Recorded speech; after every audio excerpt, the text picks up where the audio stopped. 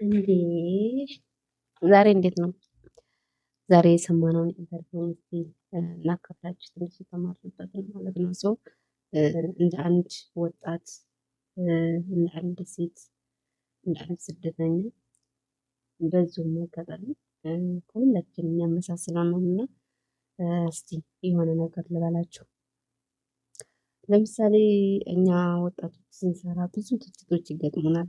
ስንወጣም ስንገባም ሀገር ቤትም ሆነን ከሀገር ቤትም ውጭ ሆነን ብዙ ትችቶች ይገጥሙናል እና ትችቶች በገጠሙብን ሰዓት ጊዜ እንደነግጥና ወደኋላ እናፈገፍጋለን።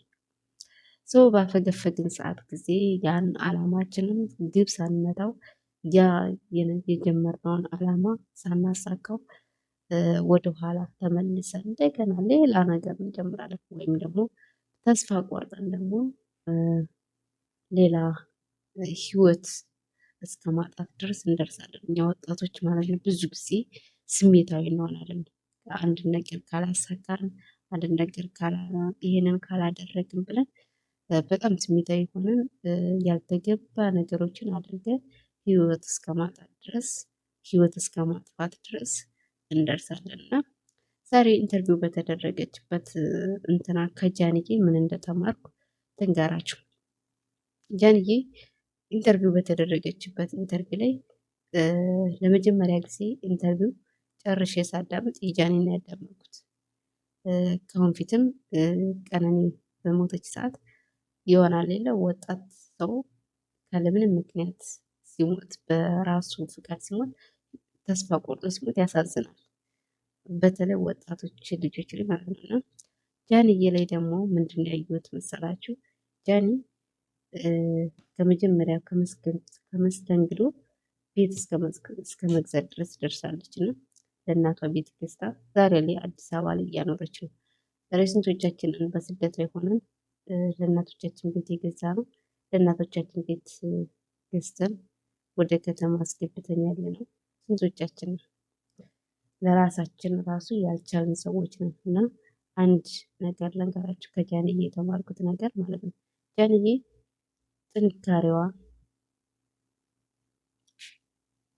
እንደገና ደግሞ የነበራት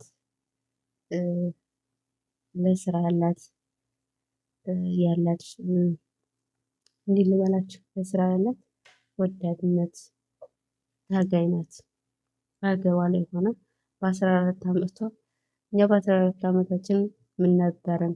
ትምህርት እያልን ነበረ እናት አባታችን ላይ ቁጭ ብለን ሌላ ነገሮችን ማናስብ ነበር እና እሷ ግን ከሀገር ቤት ተመታ አዲስ አበባ ገብታለች። ሰውም አዲስ አበባ ስራ ጀምራ ቲያትር ውስጥ እየተማረች ስራን እየሰራች ልጅነቷን ያሳለፈች ነበረች።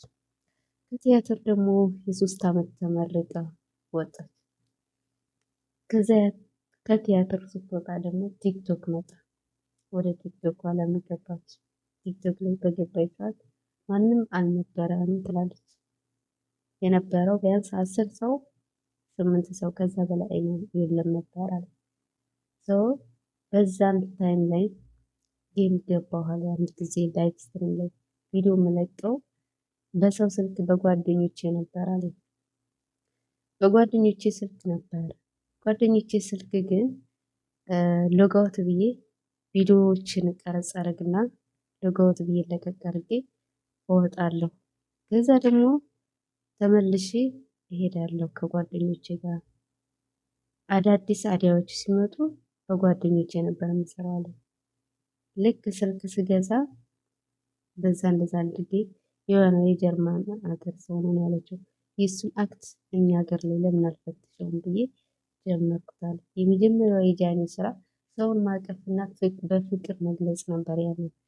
ከዛ ያን ለምን አልፈትሽም ብዬ ስፈትሸው ቫይራል ወጣለ። ከዛ ስልክን ገዛሁ አለ። ስልክን ተያዛለ። ከዛ ቀጥሎ ያለው ነገር ቫይራል ሲወጣልኝ በጣም ደስ አለኝ። ላይቭ የመግባት ቻንስ ማስተካከል ካለ ላይቭ ገባሁ። ከላይቭ ደግሞ ከገባኝ በኋላ ላይቭን አንበሳ በአንበሳ ያ ማለት ህይወቴ ተቀየረ።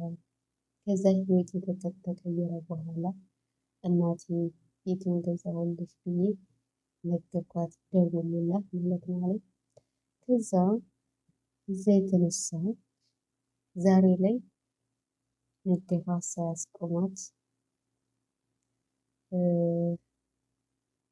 ብዙ ነገሮችን ሆነ ወደቀች ስትባል ተነስታ ጓደኞቿ ይክዷታል፣ ፍቅረኞቿ ይክዷታል።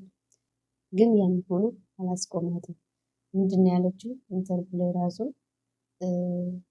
ሰው እቀርባለሁ፣ ሰው እወዳለሁ፣ ሰው አከብራለሁ፣ ነገር ግን እነሱ ይጎዱኛል። ግን በራሴ ላይ ቢዝነስ እስከሚሰራ ድረስ ነበረ በራሴ ላይ ቢዝነስ እስከሚሰራ ነበረ የሆኑትን ያልሆኑትን ሆናለች እየተባለ ሚስጥሬን አሳልፈው ሌላ ሰው ይሰጡ ነበረ።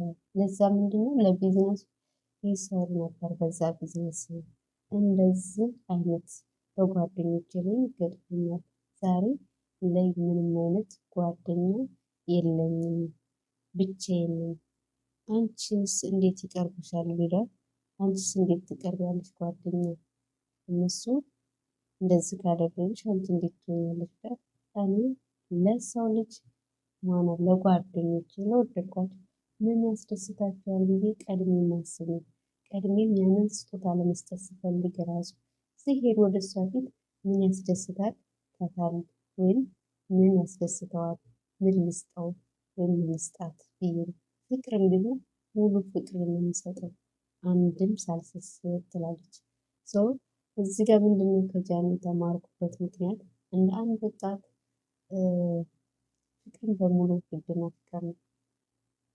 እምነትም ሁሉ ጓደኛም ስንይዝ ልክ እንደ ራሳችን በሙሉ ልባችን ካመነ ያ ሰውዬ ሊጎዳን እንኳን ቢመጣ አንወድቅ። በሙሉ ልብ ሰው ይሄን ተምሳሌት አድርገን ሳይሆን ከልብ ሆነን እኛ ራሳችን ሰውን መውደድም ሆነ በፍቅርም ሆነ ሰውን ማፍቀር ከልብ ሆነን ማፍቀር አለብን ብዬ አስባለሁ። ለራሳችን ማለት ነው። ለአንድ ለወጣቶች ትምህርት ይሆናል የማስበው ማለት ነው። እንደገና ሲቀጥል ደግሞ ወጣቶች እዚህ ጋር እሷ ባለፈችበት መንገድ ላይ ሁሉ አንድ ወጣት የሆነ ከስራው ሊባረር ይችላል። ከስራው ደግሞ ያለ ኪሳራ ሊመጣበት ይችላል። ያ እንዳያስቆም መሆን ያለበት የእሱ ያንን አላማ እስከሚታገል ድረስ ያንን አላማ እስከሚያስተካክል ድረስ ወደቀ፣ ተነሳ፣ ጭቃ ውስጥ ገባ፣ ባህር ውስጥ ገባ እየደረሰ መሞከር እንዳለበት አለኝ ብሎ መስራት እንዳለበት እችላለሁ ብሎ መስራት እንዳለበት ጃኒ እዚህ ጋር በደንብ አሳይተዋለች። ለምንድን በብዙ አይነቶች በጓደኛ ተገድታለች፣ በፍቅረኛ ተገድታለች፣ በቤተሰብ ብቻ ተወዳ ብትኖርም በሁሉ ነገር ግን ተከድታለች። ቤተሰብ ብቻ ማለት ዜጋ ዛሬ ነገር ከቤተሰቦቿ ጋር ማለት ነው። አንዳንዴ ቆም ብለን ስናስብ ወጣትነት እንደዚህ አይነት ብዙ ፈተናዎች ይገጥሙናል። ግን የእሷ ደግሞ በጣም ለየት ያለ ቢሆን ዛሬም አያሸንፈኝም፣ ዛሬም አያስቆመኝም ብላ ረግጣው ያንን አሁን ላይ ያለችበት ቫይራል ያለችበት ኢነርጂ ያው ነው። አልተሞካም። በቃ እኔ አልፈራም አይነት ነገር ብላ ብትጠይቀኝ ዛሬስ ፍቅርን ትፈራዋለች ነው ያለቻት። አልፈራትም አለች። አለ ኢነርጂ ይሄ ነው ወጣትነት ነው። አለመሸነፍ መስራት ነው። ያንን ነገር ግብ እስከምንመታ ድረስ አለመሸነፍ አለብን ማለት ነው። ይህ ስሰራ ደግሞ ለራሳችን ነው። አንደኛ ለአእምሯችን እረፍት ነው። ሁለተኛ ደግሞ እኔ እሰራዋለሁ ይሄን ነገር ካለ ስራ በእምነት አንድ ስራ ልንሰራ እኮ ስለሚመስል ውድቀት አለ መነሳትም አለ አይደለም። ያንን አስበን መስራት አለብን። ጃኒ ባስተላለፈችው ኢንተርቪው ላይ እያንዳንዱ በጣም ደስ የሚል አለውም በጣም የሚያሳዝንም አለ፣ በጣም የሚያስከፋም አለ። የሚያስከፋ ስላችሁ እንዴት ልበላችሁ? ውድቀቷ ላይ የሚሳለቁ ሰዎች፣ በውድቀቷ ላይ የሚስቁ ሰዎች እዛ ላይ በጣም የሚያስከፋው እንደ አንድ ሴት ልጅ እንደ አንድ ወጣት ልጅ እንደ አንድ ትንሽዬ ልጅ ህይወትን ለማሸነፍ ለምትታገል ልጅ በጣም ትንሽ ያሳዝናል። እንደዛውም ደግሞ እሷን የሚኮረኩማት ዳባሽ እንዴለሽ አትችይም እንዲህ አታረጊም ብለው የሚኮረኩሙ ምንም ናቸው። እሷን የሚወዷት ቅድሚያ የሚሆናት አያት የሚሆናት ሰዎች ናቸው።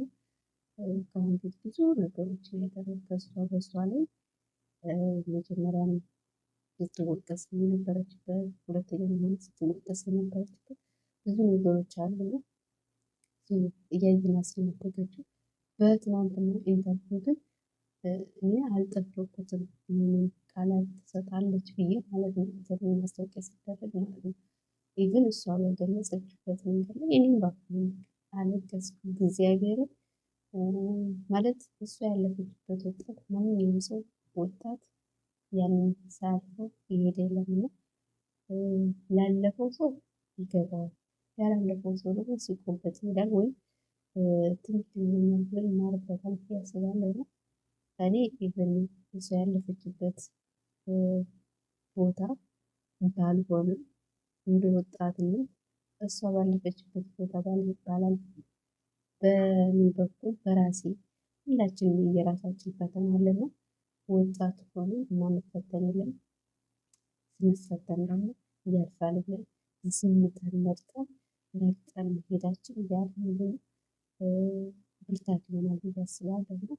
ስለዚህ ወጣቶች አሁንም ነገም ከነገ ወዲያም እንዲህ አይነት ፈተናዎች ሲመጡ ከጃኒት ተምራችሁ ማለፍ ይቻላል በእግዚአብሔር ማለት ነው።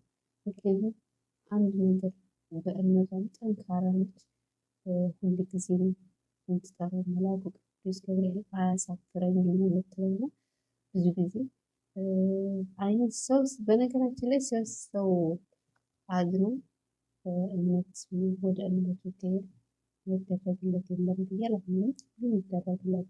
ነገር ግን ብዙ ጊዜ ስታለቅስ አንድ ጊዜ ስታለቅስ እኔ ለምንድን ነው አላውቅም።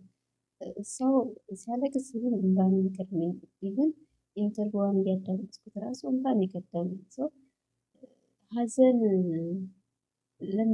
እንዴት ልበላችሁ? አንድ ሰው ፈተናን አልፎ የመጣ ሰው እና አልፎ ያልመጣ ሰው ጎን ለጎን ቁጭ ያድርጉት ነው አውራ በሉት ወይም አውሬ በላት። ፈተናውን አልፎ የመጣው ቶሎ ነው እንባ የሚቀድመው። እሷ ጎበዝ ነች። እኔ ካሁን ታለቅሳለች ብዬ ነበር፣ ግን አላለቀሰም። ወንድ ጀግና ነች ያልኳት። የምር እንዴት መሰላችሁ? ፈተናን ማለት ቀላል አይደለም። እንባ የሚቀድመው ሰው ደግሞ በጣም እወዳለሁ።